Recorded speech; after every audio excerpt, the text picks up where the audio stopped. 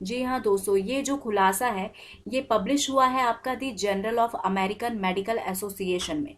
उसमें जो पब्लिश हुआ है कि कोविड फैलाने की जो क्षमता है वो चिल्ड्रन में अडल्ट्स के कंपैरिजन में ज़्यादा फास्ट है। ये स्टडी बताता है कि बच्चे जो है यानी चिल्ड्रंस जो है ज़्यादा एफिशिएंटली कोरोना वायरस को स्प्रेड कर सकते हैं। अडल्ट के कंपैरिजन में इनमें वायरल लोड की क्षमता ज़्यादा होती है। वायरल लोड का मतलब होता है दोस्तों कि अमाउंट ऑफ वायरस जो कि एक पर्सन अपने अंदर कैरी कर सकता है। यानी कि बच्चों में वायरल लोड की क्षमता अडल्ट्स के कंपैरिजन में ज़्यादा होने की वजह से ये अडल्ट्स के कंपैरिजन में वायरस को ज़्यादा एफिशिएंटली स्प्रेड कर सकते हैं। 5 साल या फिर जो यंगर बच्चे हैं उनमें वायरल लोड करने की क्षमता जो है वो ज़्यादा होती है। तो ऐसे में अगर उनमें कोविड के माइल्ड या मॉडरेट सिम्टम आते हैं तो इनकी नेसोफेरिक्स में ओल्डर चिल्ड्रन और अडल्ट्स के कंपैरिजन में ज़्यादा वायरस इकट्ठे होने की क्षमता होती है। तो जब भी ये यंग चिल्ड्रन कॉफ करते हैं, स्नीज करते हैं, छींकते हैं या फिर शाउट करते हैं तो ऐसे में ये जो वायरल ड्रॉपलेट्स हैं ये इनके नेसोफेरिक्स से बाहर हवा में आ जाता है। चलिए पहले नेसोफेरिक्स को हम डायग्राम में देख लेते हैं।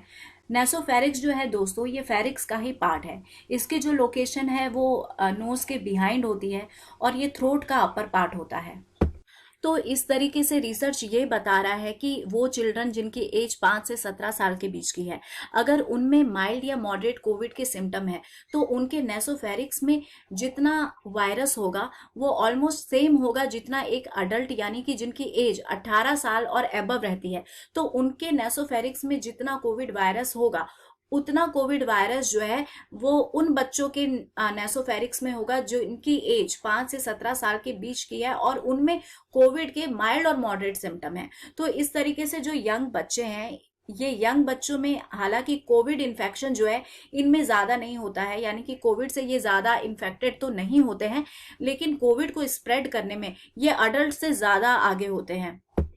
देखिए शिकागो में जो 145 पेशेंट्स के सैंपल लिए गए, इन पार्टिसिपेंट को 3 पार्ट्स में डिवाइड कर दिया गया इनके एज के अकॉर्डिंग। तो पहला जो एज ग्रुप है वो चिल्ड्रन का था जिनकी उम्र 5 साल के अंडर थी। दूसरा एज ग्रुप उन बच्चों का था जिनकी एज 5 से 17 साल के बीच की थी। और तीसरा ग्रुप जो है वो अडल्ट्स का था जिनकी एज 18 से 65 साल के आसपास की थी। तो साइंटिस्ट ने इनके सैंपल में ये पाया कि जो यंगर पेशेंट है उनका सीटी रिजल्ट लो है। तो पहले तो मैं आपको बता दूं कि ये सीटी रिजल्ट है क्या। सीटी का फुल फॉर्म है साइकिल थ्रेशोल्ड। तो ये अगर कम है इसका मतलब है कि ज्यादा वायरस प्रेजेंट है सैंपल में। तो यानी कि अगर कहीं पर भी किसी के भी सैंपल में जो सीटी रिजल्ट है वो लोअर दिखाता है यानी कि उसके सैंपल में वायरस जो है वो ज्यादा है। तो इस तरीके से इसमें ये माना देखा गया कि जो सीटी रिजल्ट है यंगर पेशेंट का वो लोअर पाया गया किसके कंपैरिजन में, अडल्ट्स और ओल्डर पेशेंट जो है उनके कंपैरिजन में। तो इस तरीके से ये देखने को मिल रहा है कि जो यंगर चिल्ड्रन है ये ज्यादा एफिशिएंटली कोविड वायरस को स्प्रेड कर पा रहे हैं। इनका जो कोविड को ट्रांसमिट करने का रिस्क है वो अडल्ट के कंपैरिजन में डबल है। यानी कि अडल्ट का वो एज ग्रुप जो कि 30 से 49 के बीच में है उनमें ये जो रिस्क देखा गया ये 11% का था, जबकि यही जो है ये यंगर चिल्ड्रन में 22% का रहा, लगभग ये डबल रहा। यहाँ पर नोटिस करने वाली बात यह है दोस्तों कि ये जो एज ग्रुप है 5 से 17 साल का ये वही एज ग्रुप है जो कि स्कूल गोइंग है और इसीलिए हम देख रहे हैं कि कोविड में स्कूल जो है वो पहले बंद कर दिए जा रहे हैं। तो इसके पीछे रीजन ये भी है कि ये जो एज ग्रुप है ये कोविड को अडल्ट्स में और सेम एज ग्रुप में फैलाने के लिए ज्यादा रिस्पॉन्सिबल है।